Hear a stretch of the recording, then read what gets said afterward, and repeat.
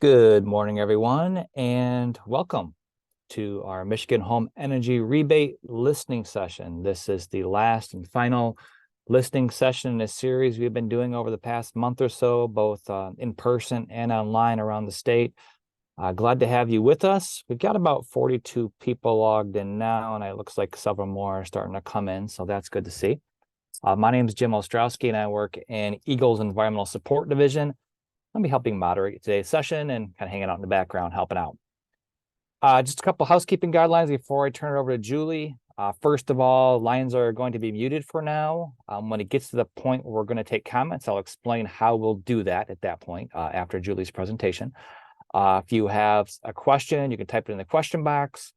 And we are recording this session, just like we do all of our public meetings, and you'll be able to find that on our YouTube channel in the next day or so. Also, a reminder to keep an eye on the chat for this webinar. Christine Grossman's here with me in the background as well, and she'll be dropping some information into the chat for you all. So that's all I have. With that, I'm going to turn it over to Julie. And Julie, you can take it away.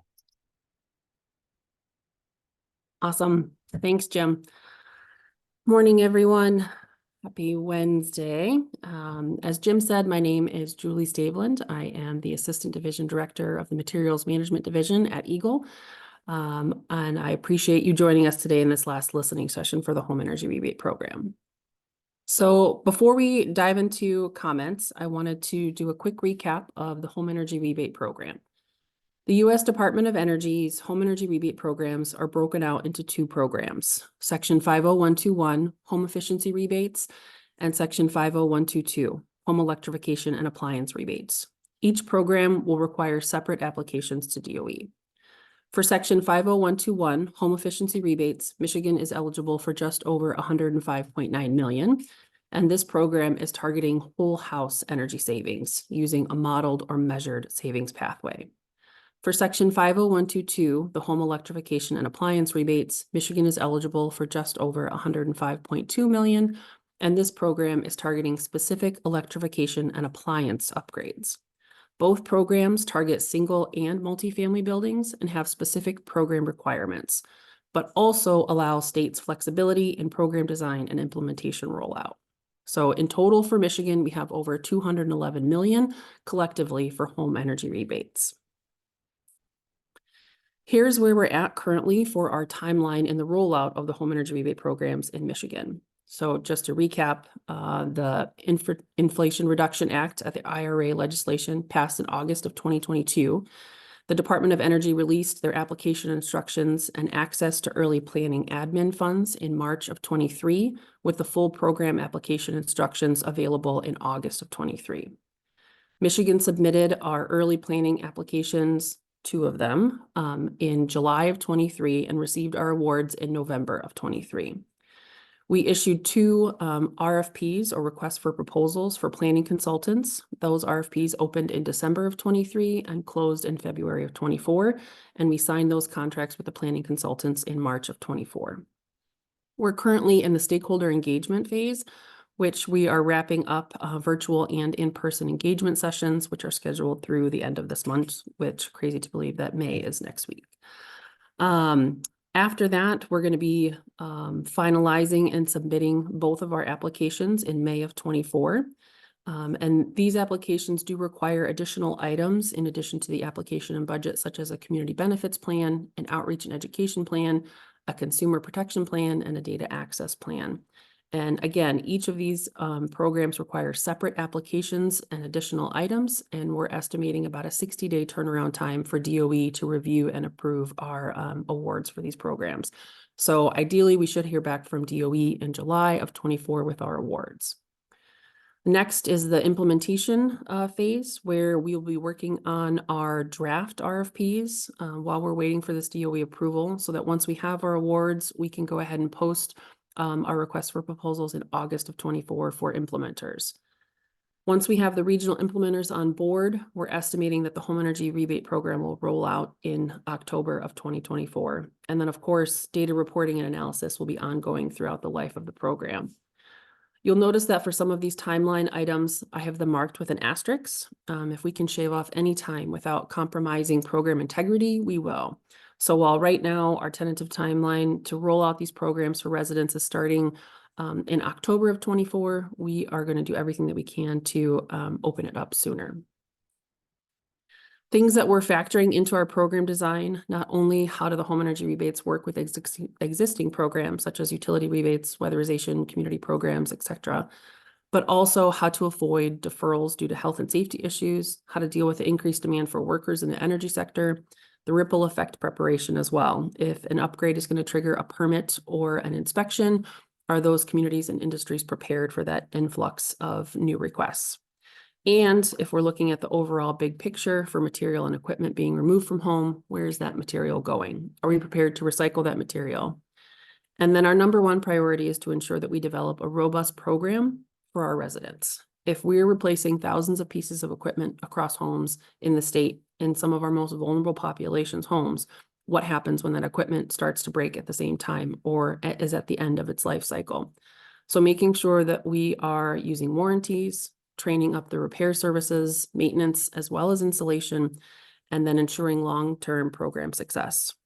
And then finally, how can we use this opportunity to provide residents with additional information, tools, and resources on things like water leaks, water conservation, radon testing, food security, food waste reduction, home composting, and recycling 101 through some of our other program funding sources. Following those kind of program design considerations, other key program goals that we have is to not recreate the wheel. There's a lot of existing programs out there that can teach us some valuable lessons. So making sure that we use those, not duplicating efforts, making it streamlined and easy for residents to navigate, and then integrate with existing programs where we can. And of course, focusing on training, communication, and partnerships, and focusing on the highest need first. Okay. So to recap, here is our current deployment plan. This is bare bones at its core, kind of how we're envisioning this program will roll out in Michigan. EGLE will receive the funding from DOE and will work with regional implementers, contractors, utilities, and other action agencies throughout the state. We'll identify target residents up front. So we'll be approaching target residents to participate in the program. We'll have verified their eligibility ahead of time. Once the resident has agreed to participate, an assessment and data baseline will be done. So we'll gather their utility data to have that information before any work is done, as well as assessing the home to identify what is needed for that individual house, because every home is different. Once the assessment or audit is completed and the upgrades are identified, we will work with the regional implementers and contractors to identify what the funding sources are for braiding and stacking of funding, go over that list of upgrades and plan of action with the homeowner or renter, and then conduct the energy efficiency upgrades. Once the energy efficiency upgrades are complete, the project will be verified. We'll gather that additional data and then wrap up the project. And then for these projects, there is also that element of data tracking afterward. So there's up to a year of data that will still be gathered once the project is complete. What I've kind of glossed over here in the simplified plan is all the behind the scenes stuff that's going to have to happen to make this work. In order for a rollout for this program, we're going to need partnerships, communication, and thinking outside the box. So how do we make this happen? And this is kind of how our engagement sessions have been piecing out some of this information. So for our target audience, we're going to identify who we're going to be working with. Again, 211 million is not a ton of money. While it sounds like a lot, we're only going to be able to affect a small percentage of the homes in Michigan. So we're going to plan to start where these upgrades are needed most. Because this is Department of Energy federal funding, we have to dedicate at least 40% of the funding to disadvantaged communities. And to make the most impact, we're going to focus on our low-income residents and those in those homes that are in need of repair the most. So these are things like looking at low-income residents, homes that were built before 1980, those that need heating and cooling upgrades, as well as looking at our seniors and homes with families with small children. Next, we're going to work with regional implementers. This is just an example map. This is not set in stone right now. This is a map that I stole from MEDC on how they split up the state, but looking essentially at the state in a regional viewpoint. These regional implementers will be trusted entities that are known to both the residents and contractors in their area and will act as a concierge service connecting the residents to the certified home energy contractors. And so these contractors, they will have gone through a process to become certified as a home energy rebate contractor. That process is yet to be determined, but building on existing networks that utilities have, local community action agencies have, Michigan Saves, things like that, that just kind of ensure that they're enrolled in the program. And then working with these contractors to ensure that, as we're assessing the homes, they're providing information to the residents on what's eligible, and then working with the regional implementers to identify eligible funding sources, and then coming back to the resident with a list of upgrade options and completing the work and closing out the project. This is very simplified, and I've gone through this pretty quickly, but I know we have a bunch of other sessions that we've done and other recordings, so I really wanted to leave the majority of this time to open it up for any other comments or feedback that you guys have on our initial deployment plan. And with that, Jim, I'm going to turn it back over to you. All right, Julie. We did have one question I just wanted to ask really quick here Sure. of you. I think it's pretty simple. And then we'll go over the comments because that's what we're here for today. Are the rebates going to the homeowner or the contractor? So right now, the way that we are initially thinking is that because of the complexity of the program and the paperwork and delays that we know that can happen with rebates, we're trying to have it not go to the homeowner so that the homeowner doesn't have to deal with the paperwork side of the house. So ideally, the rebate will be passed through the regional implementer to the contractor. Okay, good. Okay, I'm just trying to share my screen. Okay, there we go. All right, yeah, thanks for answering that, Julie. All right, everybody. So the reason why we're really here today is to hear from you, hear your comments, and looks like we've got a good number of people on now, about 70 or so. So that's good. So this is how it's going to work. We are here to listen to your comments. And if you have a comment you'd like to make regarding this program, just click the raise hand icon on your Zoom toolbar, and we'll just kind of call on you as we go. I'll say your name, then I'll unmute you. If you could keep your comments to 3 minutes max. If you start to go over 3 minutes, I'll just kind of tune in and let you know to wrap it up just to make sure we can get everybody on. If you don't want to make a verbal comment in front of everybody, that's perfectly fine. You can submit your comments to eagle-mmd-her@michigan.gov, like we said on the screen. It's like posted on the screen there. And yeah, when I unmute your line, also please restate your full name and any organization that you might represent. That's simple enough.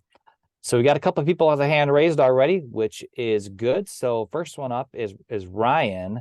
So Ryan, I've unmuted your line, and you can go ahead and make your comment for us. Great, thanks. Can you hear me? Yes. Mm-hmm. Okay, let me lower my hand then. Good morning. My name is Ryan Doherty. I'm the president of the Geothermal Exchange Organization, or GeoExchange. GeoExchange is a nonprofit trade association promoting the manufacture, design, and installation of geothermal heating and cooling technology, also known as ground source heat pumps. Our members include manufacturers, installers, technology providers, utilities, and others in Michigan and across the country.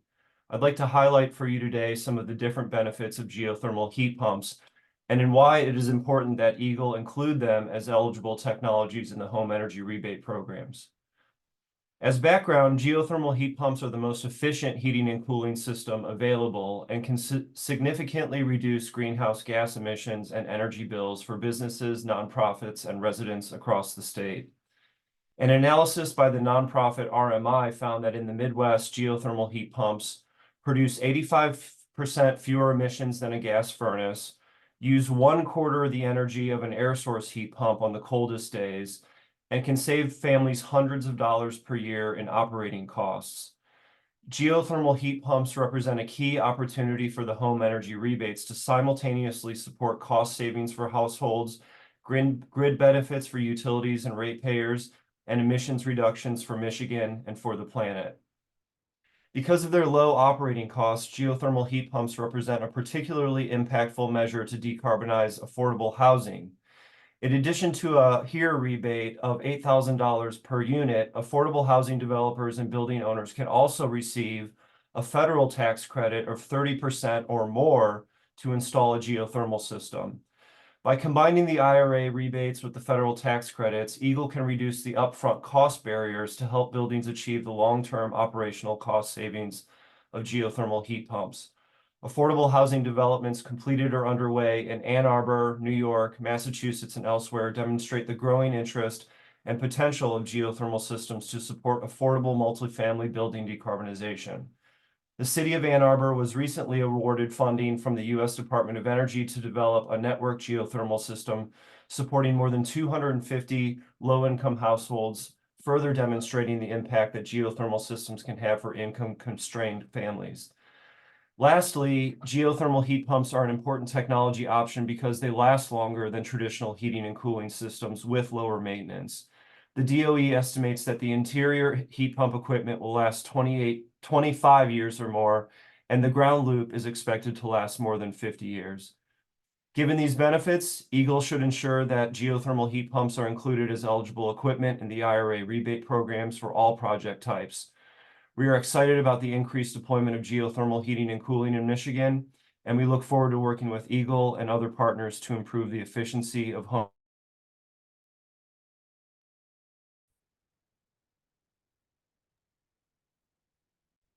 Ryan, I think you might have cut off there, or maybe it's me. Julie, did you catch the end of what Ryan had said? It cut off for me too. I'm so sorry. I think my last point was that geothermal systems last a long time, 25 years for the indoor equipment, 50 years for outdoor. And we're really excited about this process, the hard work that EGLE has undertaken, and look forward to participating in the process as it moves forward. All right, thanks, Ryan. Yeah, we Sorry got you. for the glitch. No, I don't know if it's in your end or ours. We're not quite sure, but that's what happens sometimes. Yeah, thanks, Ryan, for your comment. Jessica H is up next, and after Jessica's Julie R. Just want to let you guys know that Christine did put a copy of the presentation, Julie's presentation, into the chat. So if you want to get a copy of that, it's there. All right, so Jessica, you can go ahead and go. Hi, my name is Jessica Hudson. I'm not affiliated with anything. I just am a homeowner. And last year we had to replace our furnace, and we went with a heat pump in the hopes that the credits would be retroactive. And so if there is any way to make it so that they can be retroactive, I know you just said that they're going to the contractor, not the homeowner, so it's possible that that wouldn't be, but if it were possible, we would really, really benefit from it. From everything I can see, we would qualify. And we went into a lot of debt to get that heat pump. So that's it. Okay, thanks, Jessica, for your comment. All right, we're going to move on to Julie R. And then after Julie is going to be Mark L. So Julie, you can go ahead. You're unmuted on our end. All right, great. You can hear me? Yes, we can. Terrific. I'm Julie Roth. I'm the Energy Manager for the Office of Sustainability and Innovations at the City of Ann Arbor. I'm really excited that we're at this stage. Congratulations. You guys have done a colossal amount of work, and I'm really impressed. My main comments today that I want to highlight are around eligibility. So we definitely support and agree with and encourage driving access to disadvantaged households, energy burdened households, et cetera. In Ann Arbor, we have a good number of households that would otherwise qualify for various federal programs and benefits that can't, because census tract level data means that they aren't in a census tract that we can apply for federal funding for, that we can, it's more dispersed in Ann Arbor and more hidden. And it's frustrating. So communities like ours aren't able to access a lot of funding for the people that could really benefit from it. So I guess my hope is that as we're looking at applicant eligibility requirements, we're looking more at sort of determining eligible households with an evaluation of individual household demographics, income qualification, family size, et cetera, as opposed to relying on census tract, zip code, municipal level data, et cetera. That is my primary comment. If there is, and I guess the second comment I would make is that Ann Arbor is rolling out a number of municipal programs to try to stack with and braid with what you are doing. One of the things that is very difficult for us to do as a municipality is income verification. So if you do come up with a income verification process, that perhaps you could work with local municipalities or utilities or others who are trying to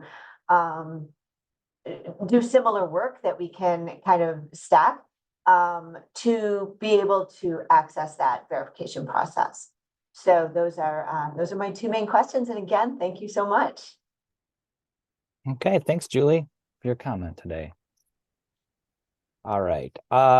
Next up, we got Mark L.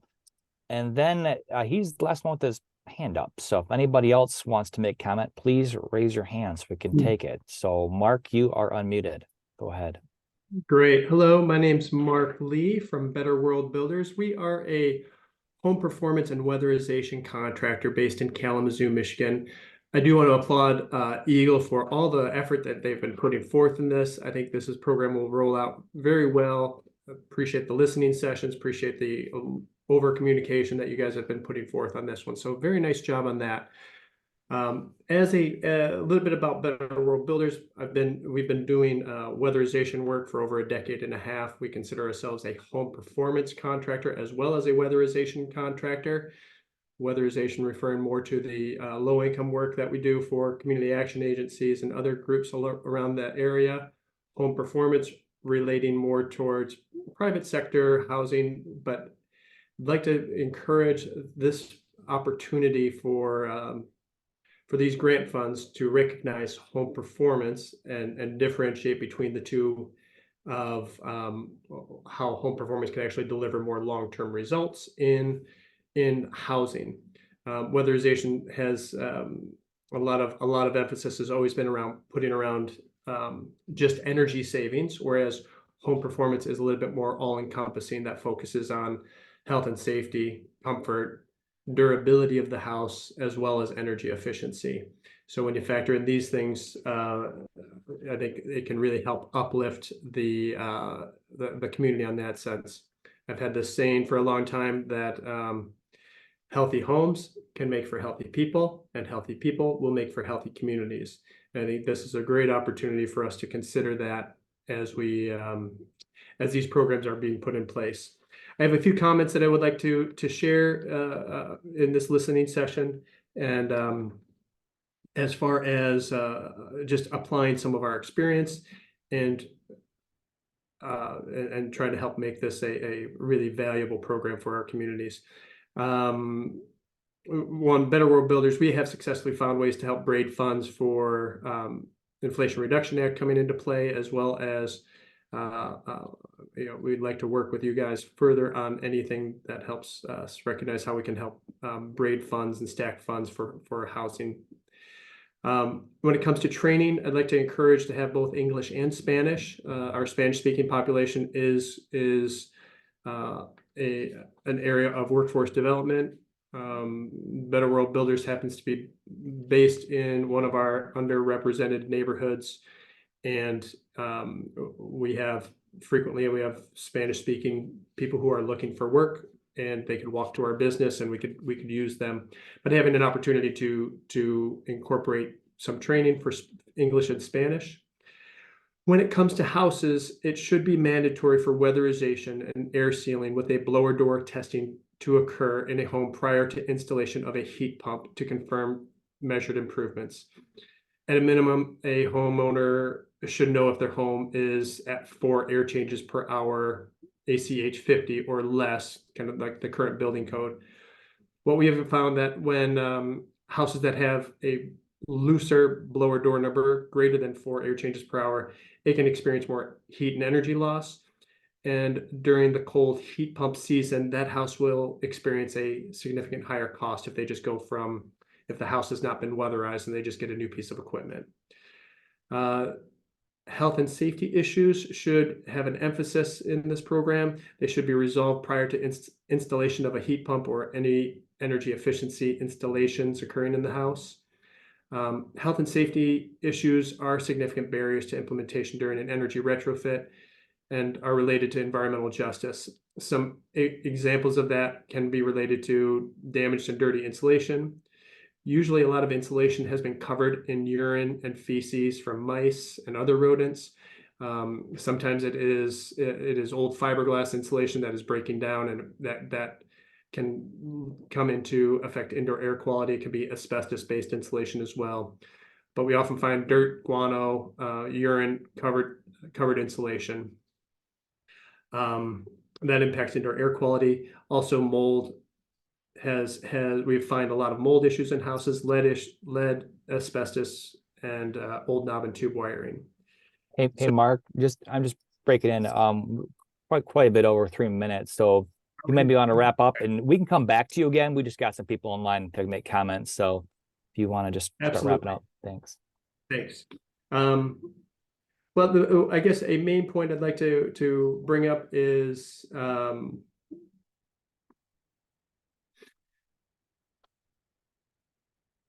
one concern is that a small local contractor being able to, we get contacted by a lot of people in our community, and we'd like to be able to bring forth some of the target residents that could apply for this program. We do have a concern that other big programs like utility programs or third-party implementors or existing weatherization programs are going to win the big contracts for these programs. And when they do seem to water down the results of actual performance and energy efficiency done for homeowners by claiming numbers of quantities of units completed versus focusing on performance of the actual results in the house. There is a restrained scope by limiting funds and emphasis on energy efficiency only improvements. So there are a lot of number-driven programs that focus on units completed or square foot of attics insulated. But I believe a broader success rating could be driven to deliver more durable, healthy homes and energy efficient homes for longer-term outcomes. That's some input from a small contractor here in Kalamazoo. Thank you for your time on this. All right. Thanks, Mark. Appreciate you. All right. Moving on to our next person is Jordan E. Then after Jordan's going to be Terry D. So Jordan, you should be able to unmute your line. Me okay? Yep, go ahead. Hey, fantastic. Good morning, everybody. My name is Jordan Elliott with Pearl Certification. Before joining Pearl, I was actually with Missouri's Energy Office for 5 years. I just wanted to say that I especially appreciate the huge amount of work, on the state's plate right now, and really commend the effort undertaking these listening sessions and going out of your way like this to gather different voices and perspectives is just so important. And that's something that was always top of mind in Missouri. I did want to take a quick moment and just kind of share a personal anecdote about buying my first home and kind of how that experience relates to the IRA rebate programs that we're talking about. My wife and I were fortunate enough to buy our first home in 2021, and we spent weeks looking at houses, reviewing paperwork, and it didn't occur to anybody, us, our realtor, our bank, anyone, that among the pile of documents that we had, there was nothing for us to review the energy features of each house we were looking at. We were just kind of scratching our heads, but kind of still being in the industry, we knew there should be something here, but it just wasn't. And it was only until after I joined Pearl that I came to understand that's just because no one in the process knew how to access, look at, talk about, and value the features that were in the home, that each home that we were looking at. And it was really hearing Pearl's founder, co-founder rather, of Robin LeBaron speaking at a conference that really connected those dots for me, and that's what gave me my incredible kind of aha moment of what I had just gone through. And it did inspire me to join Pearl.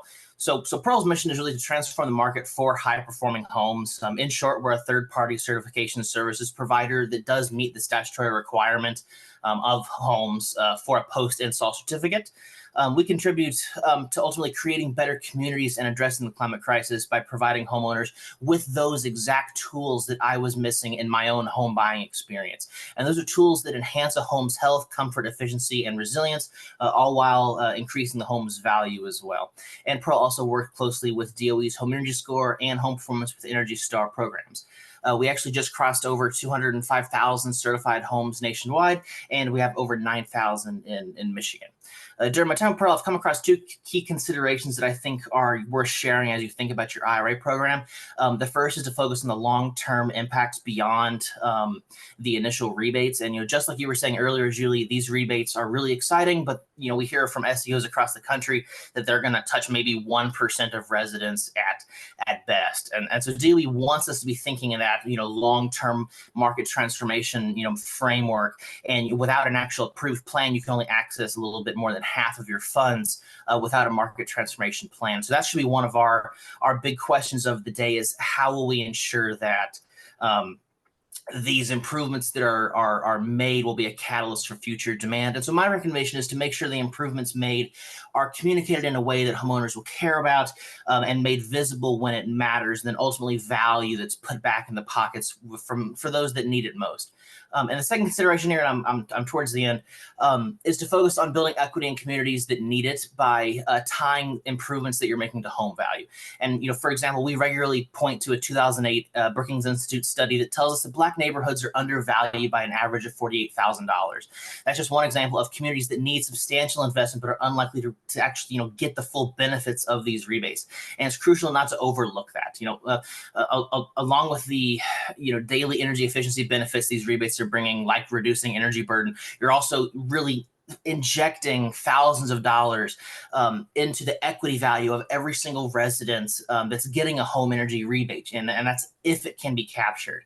And so we know that these it's especially meaningful for these income constrained neighborhoods, these residents who you're targeting. So capturing that equity value means building equity in these communities, and it means building generational wealth for the residents. I would point to that Pearl just launched a market transformation landing page to hopefully share resources with states across the country. And that does include a market transformation plan template. And of course, I'm happy to share that out. And then another resource that I wanted to point to is that Elevate, a nonprofit in Chicago, is conducting research on communities of color and their interests and potential impacts that make these improvements of making these improvements to the communities. And so again, that's really rushing through the comments there. I'm sorry for the pace of things, but again, thank you for the opportunity to provide them. I'm really excited about the work that you guys have going on, and this work is near and dear to my heart. So thank you for the opportunity today. Okay, great. Thanks, Jordan. And, just want to remind you and anybody else that might have additional comments, maybe you feel like you breezed them too fast or got additional things, you can always email. So there's an email address on your screen. That's the other way that you can add more comments, or if you have documentation or something you want to attach and provide to Julie and her team, you can do it that way as well. Yep. Thank you very much. All right, thanks. All right, next up is Terry D. Then after Terry is Craig T. So Terry, you should be able to unmute your line. Yes. Hi there. Thank you so much. I guess my comment would be my father and I own a mobile home park in Petoskey, and I don't know how this is going to affect our residents because they surely need some help with their utility bills. A lot of them end up getting their utilities shut off, after they haven't paid them over the winter time. So, I don't know if there's anyone available that can answer. It's more of a question than a comment. Are any of these programs going to be viable for mobile home park residents? Because they definitely need the help for the upgrades. Yes, Terry, we are looking at mobile home parks as well. They're eligible. Yeah. That would be awesome. And then if I have time, my brother owns a multifamily home, and it's actually like a church that he puts multifamily units in, and the propane bill was actually $6,000 last year. So is that something that he could be eligible for? He doesn't make a lot of money, so I don't know what the income limits would be. So that. for the multifamily, it gets a little bit more into the weeds, because it would be Mhm. based off of the renters, right, who are living in the Okay. multifamily space. So Oh, gotcha. that's where the income verification would, there will have to be some sort of program guidelines, right, to ensure that the owners of the multifamily buildings, keep those buildings and units open to low-income residents and lock that rent in, Okay. in place for a certain number of time, but we haven't worked out the details on that yet. Okay. Yeah. And so I'll just look at my emails for further developments on how to apply and all that. Yes. Okay. Yep. All right, thank And you the so website. much. Yep. Awesome. Okay. Thanks. Thanks, Thank Terry. you. Yeah. Just a reminder you too, we're pretty much taking comments from you. So we're not doing too much Q&A. If you have a question though, that you want to get answered, feel free to just drop it into the, question box and we'll send those questions over to Julie and her team. Or you can use the email address that's on the screen as well. So thank you. All right. Next up is Craig T and then Joseph L. So Craig, you should be able to unmute your line. Go ahead. Good morning. Can you hear me? Yes, we can. Good morning. My name is Craig Thompson. I'm with Walker Miller Energy Services. We are a utility program implementer based in Detroit. We're both a minority and woman-owned enterprise. I wanted to comment on, I know there was concern about how to reach these customers. And I know in some of the programs that we implement for utilities here in Michigan, there is, we can follow not only census tract, which came up, but also looking at area median rents as well as area median income. And then also participation in other government support programs such as Medicaid or food assistance programs, things like that. So there are a lot of ways, and obviously the government programs have already vetted folks, as well as the renters have already been vetted for their income. So those would be particularly convenient ways to identify both not only homeowners, but renters and people living in multifamily communities. And I'll leave it there. All right. Thanks, Craig, for your comment today. All right. Joseph L., you're up next. And after Joseph is Kenneth W. So Joseph, you should be able to unmute your line and make your comment. Hello, can you hear me? Yes, we can. Awesome. Hello, my name is Joseph Lubajinski. I am the Community Development Officer for Buena Vista Charter Township, a township that is just east of Saginaw. And I'm somewhat fairly familiar with the Justice40 tool. I've used it to apply for different grants for the community, both state and federal grants.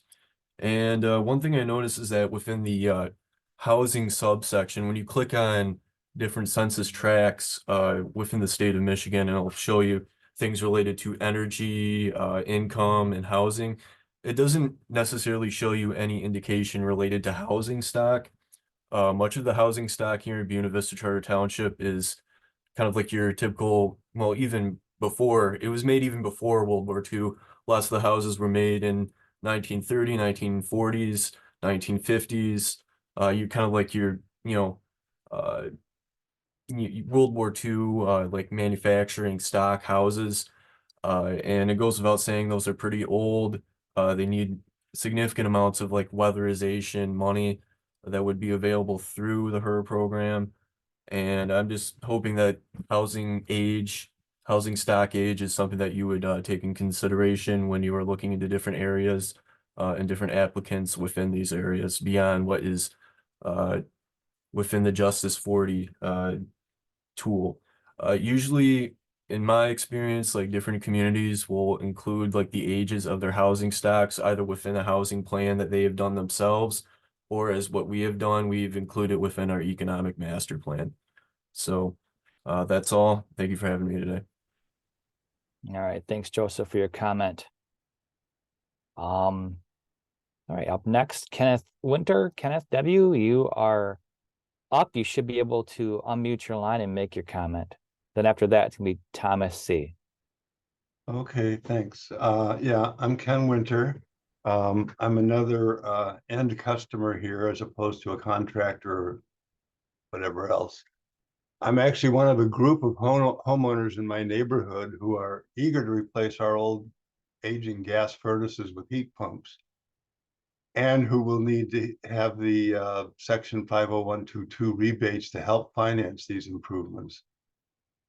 We already have researched heat pump technologies and obtained proposals from contractors. In fact, we did that about a year ago. And we're eager to move forward as soon as possible because we realize that if our 25-year-old furnaces die in mid-January, we'll have to replace them with new gas burners, which would commit us to burning fossil fuels for another 20 years.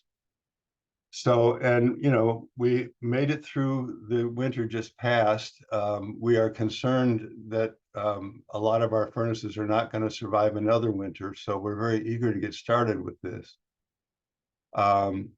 But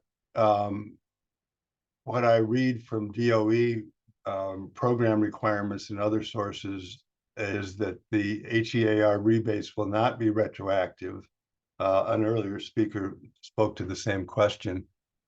And specifically, I found in the DOE program requirements, it says that, this is a quote now, a rebate may be paid only for qualified electrification project initiated after the state receives authorization from DOE for rebate program launch.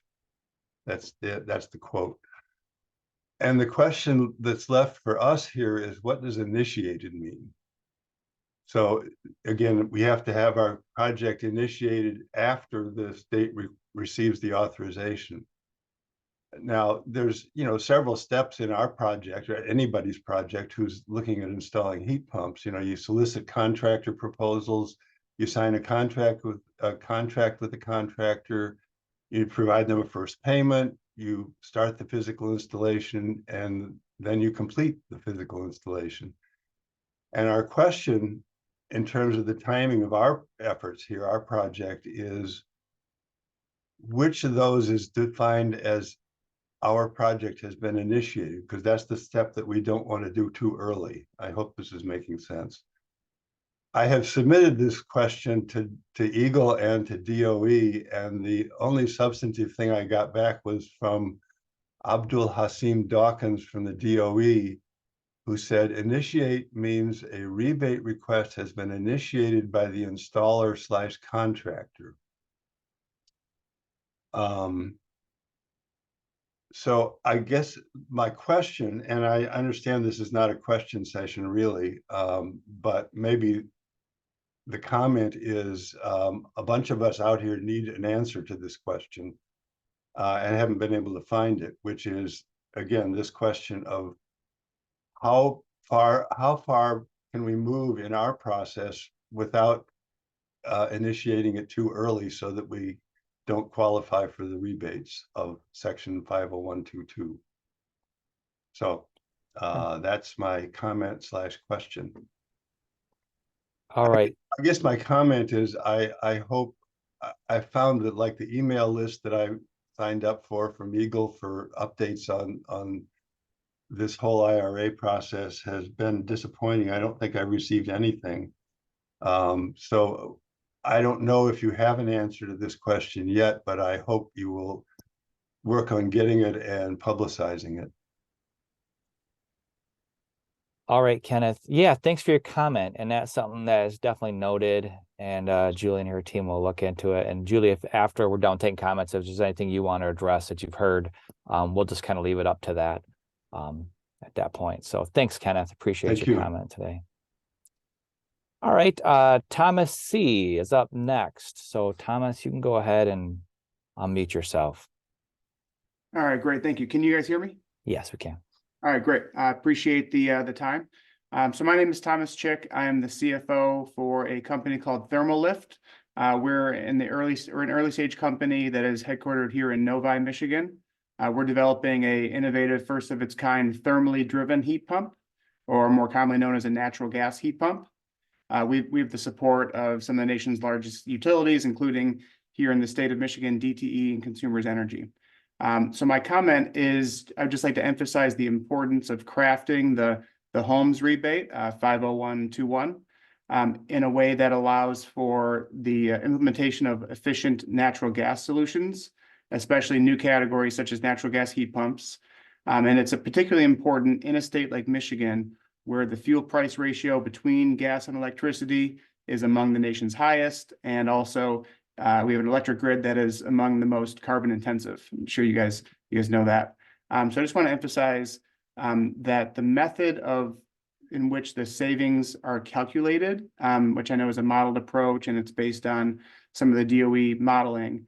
I just want to emphasize that it should be done in a way that takes into account energy cost savings and not only site-based energy unit savings, and in a way that takes into account the differences in the cost and total carbon of gas versus electric heating systems. Especially if the goal is to support disadvantaged communities, both in terms of energy bills and also ultimately carbon emission reductions. So I'm not sure if you can comment on that. If not, I'll send a question to the email address for some more clarification of how that calculation will be determined based on either energy cost or energy units. All right. Thanks, Thomas. Appreciate your comment and question today. Okay, we've got here Mark Lee, you got your hand up again. I don't know, did you still have a comment that you wanted to make? I know you were up here earlier.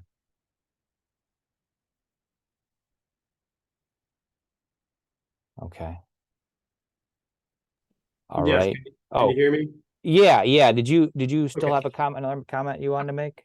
I did want to just make one additional comment regarding Pearl certificate. When Jordan Elliott was talking about that, Better World Builders, we were the first in the state of Michigan to be invited in the Pearl certification process. But when it comes to low-income housing, we've given Pearl certifications to many of our low-income housing residents.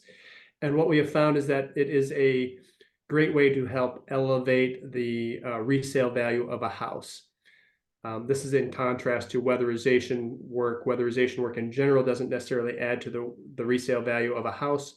However, a third-party certified home with energy efficiency improvements done to it, such as Pearl certification, it will help with that. It comes with an appraisal addendum, so it gives additional value to these homeowners. And I think this is a great way to continue to pass on generational wealth, is to have that third-party certification with an appraisal addendum. That's a comment I wanted to make, and I think it's an important one to help kind of continue to address our Justice 40 along that line. Thank you for letting me make another comment. Okay, thanks, Mark. Okay, I don't have any other hands raised. Does anybody else want to make a comment today for us? And just a reminder, you don't have to make it here. If you'd like, you can also email your comment in if you have one. And going once. Okay, I want to note too that we did get a couple comments in the Q&A box. So thanks to Brian, Jefferson, Millicent. And there might have been a couple in here as well, but Christine's been tracking those and she'll make sure those get to the team. Also, I know there's a couple questions that came in that we'll send over to Julie's team. Julie, is there anything you want to address or as we wrap up here today? Yeah, just a couple of comments. So right now, nothing is yet set in stone in terms of this program, right? We're still figuring out exactly what that is. So this type of feedback is fantastic as we do it, because it allows us to, number one, hear where we're on the right track of affirmation, in terms of how we're designing the program, and then bringing in other ideas that either maybe we haven't considered or haven't had a chance to look into yet. In terms of the comment on the emails, I'm sorry, I'm trying. We're working really hard to try and get the information out. So we will be better at communicating through those that have signed up through the email listserv. So thank you for your patience on that. And in addition to, not only the email communication, our website is going to also have an overhaul. So we will be having a Q&A section on the website and clear information provided for residents, for contractors, for some of those regional implementers. So that's kind of taking place most likely, right? We're focused on getting our Department of Energy applications in, and then that's kind of like the next part that we're targeting And then in addition to these home energy rebate programs, there's a whole suite of complementary programs that are also coming out from our area in terms of workforce development and training programs and scholarships and assistance that'll be working to kind of bridge and bring up the workforce so that we have, that increased capacity once these rebate programs are ready to roll out. As well as grid hardening and working on some of the grid aspects, especially as we're looking towards electrification, we know that's going to be an increased demand on the grid. So there's lots of things that are coming out. And if you have time, I would encourage you to look at a lot of the other programs that we have through our area, michigan.gov/energy to see a lot of the work that we're doing. And, we always appreciate, feedback on how we can improve and where we can go with our programs. The only other thought that I had written down too was on the retroactivity. So the federal regulations do allow a small snippet essentially for what would be eligible for retroactivity. And the challenge with that, number one, again, we don't have a ton of fund. I mean, I know 211 sounds like a lot, but when we're looking at the overall housing stock, we're only going to be able to serve approximately 14,000 homes, which when we have 4 million homes, over 4 million homes in Michigan, we're looking at less than 1% of homes that are going to ultimately receive some of these benefits. And for the federal regulations that we do have to follow in terms of tracking that energy savings from, what was it originally to what was it after the install was done, when we look at retroactivity, that makes it really challenging because sometimes that work is done and the data beforehand or the audit or assessment wasn't completed as part of the project. So we're looking at it. We're aware that it's a need for a lot of families and are trying to figure out how to best make that work for this program. All right, thanks, Julian. Good to hear about the website and adding the Q&A because that's one of the parts of the listening session. We're getting a lot of good questions that come in too that we'll want to be addressing, and a lot of them keep coming up. So that's why we do that. That's great. We did have, looks like Mary Ellen has got her hand up, so I don't want to miss this. So Mary Ellen, do you have a comment you wanted to make for us today? We still got it open here. You can unmute your line. Yes, I just, can you hear me? Yeah, we can hear you. Go ahead. Okay, thanks. Okay, I just wanted to mention, I'm with the Western UP Planning and Development Region here in Hancock, Michigan, way up in the UP. And I just want to mention, all this information is great and the program sounds wonderful. And I know a lot of, there's been a lot of mention on the electrification process and products and how, everybody's trying to move forward with the electrification. And I just wanted to say, I don't know how many are aware, but here in the UP, we pay some of the highest electrical costs already in the country. I don't know how this information is going to go over to homeowners, to try and put more of their appliances electrical when they can't even afford their electric bill already. So I just wanted to add that in there. In the UP, that's going to be a hard sell for electrification here, just because of our costs already so high. And this is where I feel like the regional implementers and local contractors are going to be key. So my primary focus for this is we're looking at each home individually.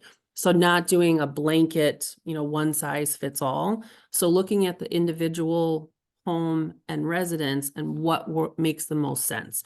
So if it doesn't make sense to switch over, even if, that's the ultimate goal is to have everybody go electric. But if it doesn't make sense and it's going to ultimately raise the energy burden for that particular home, then that's not going to be a measure that we're recommending. Right. So looking at it a case by case basis, what makes the most energy and financial sense for that particular building. Okay. Thank you. Yep. All right. Thanks, Mary Ellen, for your comment on there. Okay. Well, Julie, looks like we're about ready to wrap her up. Is there anything else you want to mention before we just thanks everybody for, walking through this for us. It's kind of, a flurry of activity that we've been going through with this program. Next steps, we're finishing up our engagement. We've got a couple more meetings with some stakeholder groups off in the next week or so. And then we're going to be submitting our applications to DOE in May.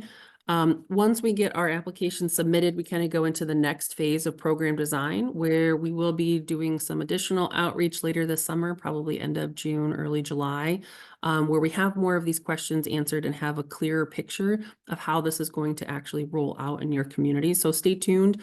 We will be getting that scheduled as well, and we'll have a little bit more of a deep dive on how this is actually going to work. So thank you for your patience, and I appreciate you guys all attending and asking great questions. Yeah, thanks, Julie. And yeah, thank you everyone for spending some time with us today and providing your thoughtful comments. We really appreciate that. This is the last one. We're doing listening session. We've done all over the state, and Julie's team has done a great job traveling and doing a lot of work listening in and taking your comments into consideration. Just to follow up, we had a lot of people registered, didn't attend today. Don't worry, we recorded this session and we'll send an email out with a link to the recording to everyone who registered in case they missed it. Also be posted up on YouTube, so you can be expecting to see that. And with that, I want to thank everyone for joining us, and have a great rest of your day. Thank you.